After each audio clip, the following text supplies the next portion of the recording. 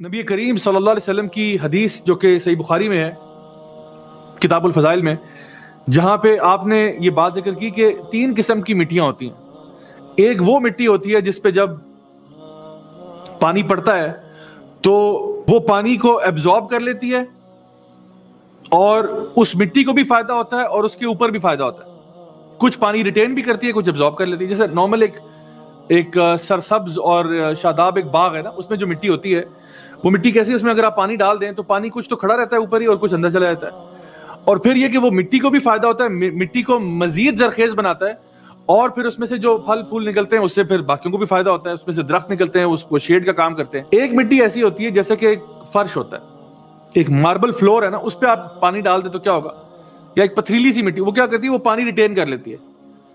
پانی اس کے اوپر، ماربل فلور کے اوپر پانی ڈالیں، پانی اوپر رہے گا، مٹی کو کوئی فائدہ نہیں ہو رہا، وہ اندر جا ہی نہیں رہا، لیکن اوپر فائدہ ہے، کوئی چڑیا آ گئی، کوئی جانور آ گیا، اس نے وہاں سے پانی پی لیا، اس کو فائدہ ہو گیا۔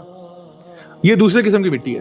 اور تیسری قسم کی مٹی کیا ہے، جو پانی کو اپنے اندر کھینچ لیتی ہے لیکن نہ اندر فائدہ ہوتا ہے نہ اوپر، جیسے صحرا کی مٹی ہوتی ہے۔ صحرا کے اندر اگر آپ پوری بالٹی بھی پانی کی ڈال دیں، وہ پانی کدھر چلا گیا پتہ ہی نہیں چلا، اور نہ وہ اوپر ریٹین ہوا، نہ وہ صحرا زرخیز ہوا اس سے، اور نہ اوپر پانی ریٹین ہوا کہ کوئی جانور ہی آ کے پی لیتا، تو یہ بالکل بیکار مٹی ہے۔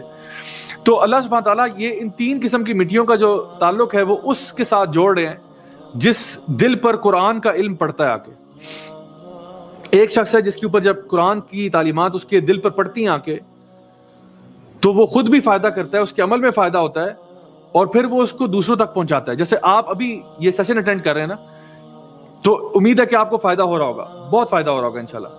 تو آپ یہ نالج جو ہے اس کو انٹرنلائز کریں، اپنے بیہیویئر کو اس کے مطابق چینج کریں اور دوسروں تک پہنچائیں، تو پھر آپ اس مٹی کی مانند ہیں جو سب سے اچھی مٹی ہوتی ہے۔ آپ صلی اللہ علیہ وسلم کی حدیث ہے کہ تم میں سے بہترین لوگ وہ ہیں جو قرآن کو کیا کرتے ہیں، سیکھتے ہیں اور سکھاتے ہیں۔ تو یہ ہے سب سے زرخیز مٹی۔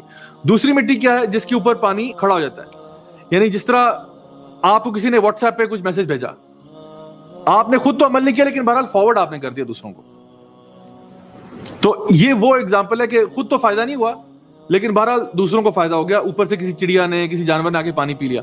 تو کئی لوگ ایسے ہوتے ہیں جو کہ ماشاءاللہ فارورڈ کرنے کے بڑے ماسٹر ہوتے ہیں، آپ بھی جانتے ہو کہ ایسے لوگوں کو کوئی ان کو فوراً آیت حدیث ملتی ہے فوراً سے فارورڈ کر دیتے ہیں، سارے گروپس پہ ڈال دیتے ہیں۔ اچھی بات ہے، بہت اچھی بات ہے، لیکن اس سے اچھی بات کیا ہے کہ فارورڈ بھی کریں، خود بھی عمل کریں۔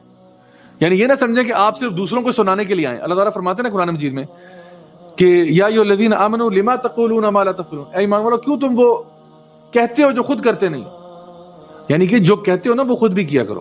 یہ نہیں کہ کہنا چھوڑ دو، کہو، ضرور کہو، دعوت دین کرنا یہ بڑی ضروری چیز ہے، لیکن ساتھ ساتھ خود بھی عمل کرو، تو اپنے آپ کو نہیں بھولنا۔ اور تیسری مثال اس شخص کی ہے جس پہ جب قرآن کا علم پڑتا ہے تو نہ اس کو فائدہ ہوتا ہے نہ دوسروں کو ہوتا ہے، نہ وہ خود عمل کرتا ہے نہ وہ شیئر کرتا ہے۔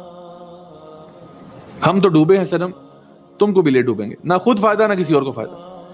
تو یہ 3 قسم کے لوگ ہیں جن کا ذکر کیا جا رہا ہے۔ تو بالکل اس طرح جس طرح آسمان سے اللہ تعالیٰ بارش برساتا ہے، زمین میں مٹی کے اوپر جب پانی پڑتا ہے اس میں سے پھل پھول نکلتے ہیں، بالکل اسی طرح سے ایک مرا ہوا دل بھی جو ہے نا وہ قرآن کے نور سے زندہ ہو جاتا ہے۔